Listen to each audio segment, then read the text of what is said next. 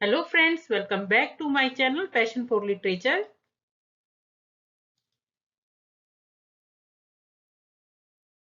और आज इस वीडियो में हम बात करेंगे the gift of the मैजाई।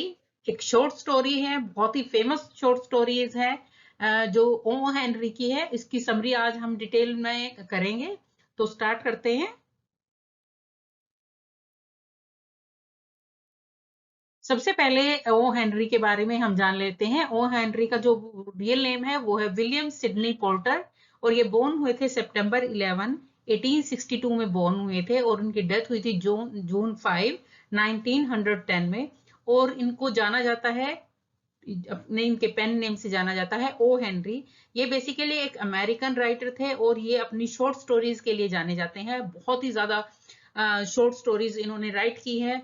He was also wrote poetry और नॉन फिक्शन भी उन्होंने राइट किया है। उनके फेमस जो पोएम्स है वो है the gift of the Magi, the duplicity of Hargraves and the ransom of the Red Chief. ये और उसके साथ साथ इनका जो फेमस नॉवल भी है कैबेजेस एंड किंग्स, ये इनका एक नॉवल है, तो नॉवल भी आपको याद रखना है। और इनकी जो शॉर्ट स्टोरीज हैं वो उनके नेचुरलिस्टिक पॉइंट ऑफ व्यू से जानी जाती हैं। विटी नरेशन होता है इनके जो शॉर्ट स्टोरीज हैं उनके अंदर।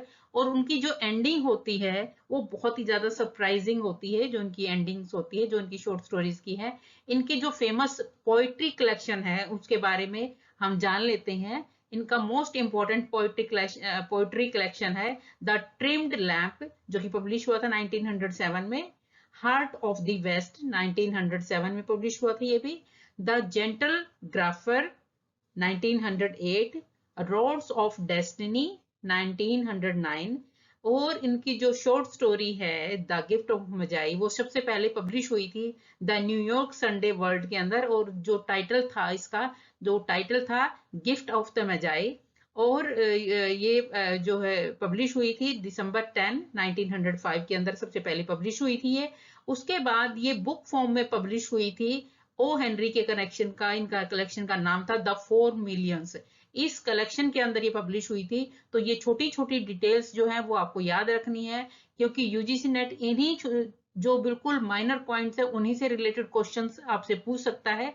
तो आपको पता होना चाहिए द गिफ्ट ऑफ मिजाई कहाँ पब्लिश हुई थी, कब पब्लिश हुई थी, और कौन से कलेक्शन के अंदर ये पब्लिश हुई थी। जो पोइट्री का कलेक्शन था उसका नाम क्या था, द 4 मिलियंस जो है वो कलेक्शन का नाम था, और इसके अंदर ये द गिफ्ट ऑफ द मैजाई जो है वो पब्लिश हुई थी 1906 में।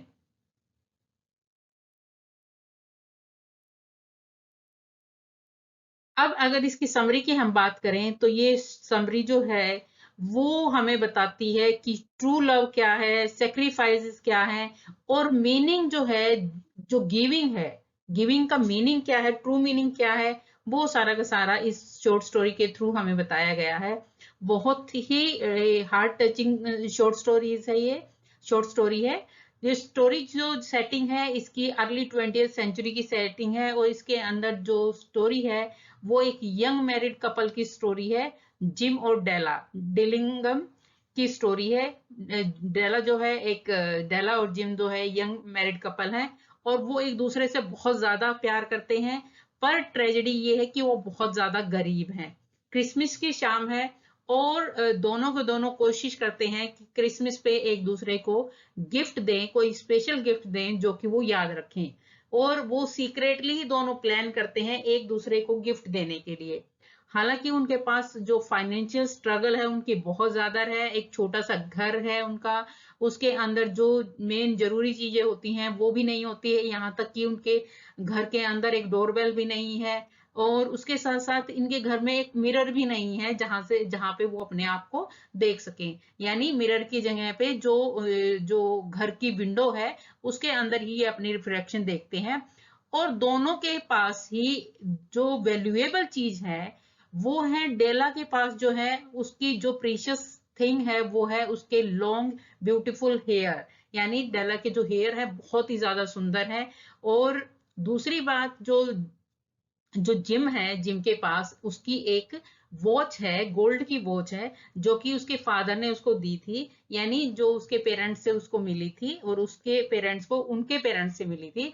तो इस तरह से ये जो इनकी जो है जो खानदानी निशानी आप बोल सकते हैं, वो है जिनके पास एक गोल्ड वॉच है। हालांकि उस वॉच के अंदर जो है वो चेन नहीं है, चेन की जगह वो एक नॉर्मल जो होता है उसके चेन चेन की जगह एक पट्टा जो होता है वो डाल के रखता है।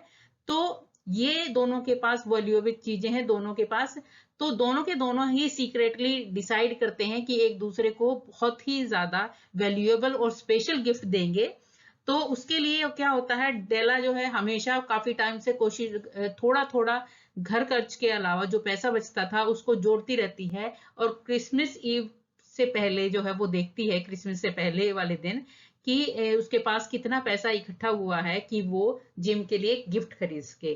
और यहाँ पे जो उसके जो पैसा वो काउंट करती है, उसके पास सिर्फ $1.87 थे। और वो जो पैसे थे वो काफी नहीं थे कि कोई एक अच्छा सा जो गिफ्ट है वो जिम के लिए आ जाए। तो डेला बहुत ज्यादा उदास हो जाती है, वो सोचती रहती है कि वो क्या करे। उसके पास और कुछ नहीं है कि उसके जिससे वो कोई गिफ्ट खरीद सके। और ऐसे ही उदास होके वो खिड़की से देखने लगती है, तो उसको खिड़की में अपना ही रिफ्लेक्शन दिखाई देता है। और खिड़की में से जब दिखता है तो अपने जैसे ही बाल खोलती है तो डेला के जो बाल थे वो उसके घुटनों से नीचे तक थे, और बहुत ही ज्यादा सुंदर उसके बाल थे। और जिम उसके बालों से और डेला से बहुत ज्यादा प्यार करता था, यानी उसकी खूबसूरती बहुत ज्यादा दुगनी होती थी डेला की उसके बालों से। तो एकदम से डेला के दिमाग में कुछ आता है, और वो पास के ही जो है वो एक सैलून में जाती है। और वहां पे जो रहती है वो मैडम सेफ्रोन जो है, सेफ्रोनी जो है वहां पे थी, जो कि विग बनाने का काम करती है हेयर से। तो डेला डिसाइड करती है कि वो अपने बालों को कट करा देगी। और यहाँ पे वो मैडम सेफ्रोनी को जो है बोलती है कि उसके बाल जो है काट दिए जाए, वो अपने बालों को बेच देती है, उसको अपने बाल बेचने हैं। तो वो अपने बालों को कटवा देती है और उसके बदले उसको $20 मिल जाते हैं।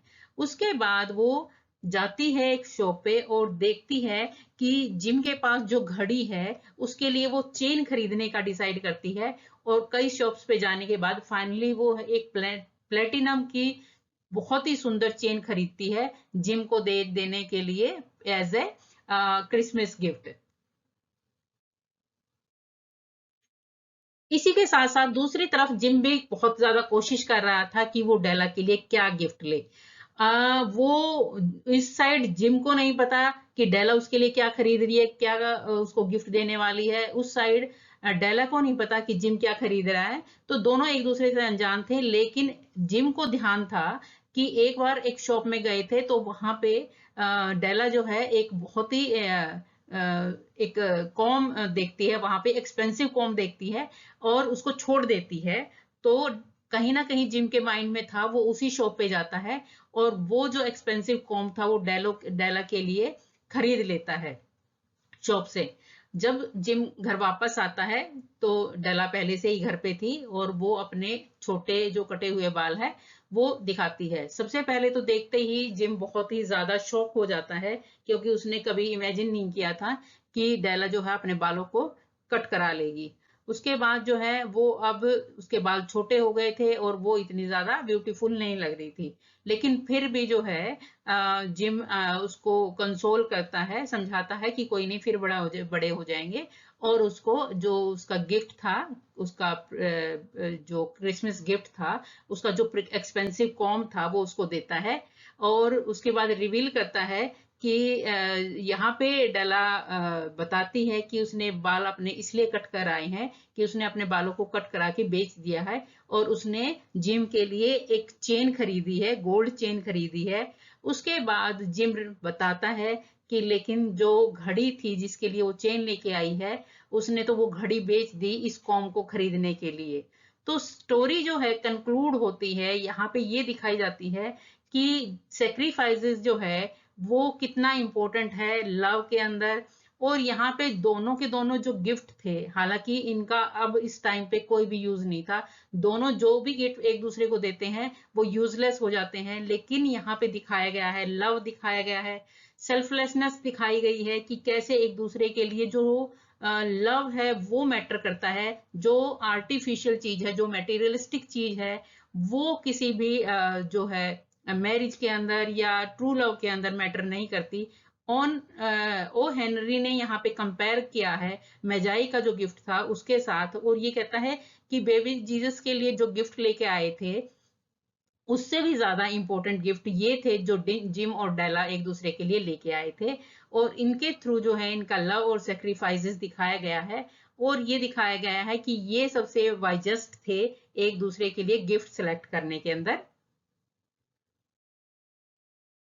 अब अगर इसकी थीम की बात करें हैं तो इसकी थीम ऑब्वियसली सेक्रीफाइस है। इसके अंदर बोथ जिम और डेला जो है वो अपनी जो उनके पास जो सबसे वैल्यूएबल पोजेशंस था, जो सबसे इंपॉर्टेंट उनकी संपत्ति थी, वो छोड़ देते हैं एक दूसरे के लिए, ताकि वो एक दूसरे को खुशी दे पाए एज ए जो क्रिसमस गिफ्ट होता है उसके थ्रू। यानी उन्होंने अपनी जो ख्वाहिशें थी वो छोड़ दी और एक दूसरे के लिए सेक्रीफाइस किया अपनी जो चीजें थी वो।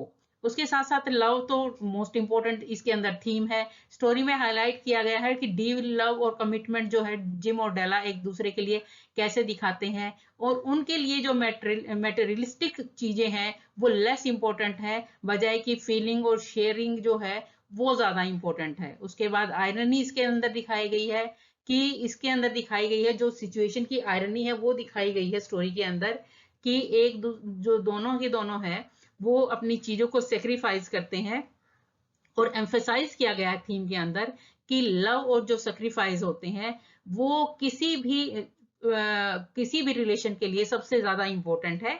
यानी मेटेरियलिस्टिक जो इसके स्टोरी के थ्रू जो है ये भी दिखाया गया है कि जो एक आइडिया बना हुआ है कि जो फेस्टिवल्स हुए हैं उस पे गिफ्ट एक्सचेंजेस का, कहीं ना कहीं उस पे भी जो है ये सेटराइज किया गया है कि जो मटेरियलिस्टिक गिफ्ट है वो मैटर नहीं करता, बजाय कि जो फीलिंग्स है, जो इमोशंस है, जो लव है वो ज्यादा इंपॉर्टेंट करता है।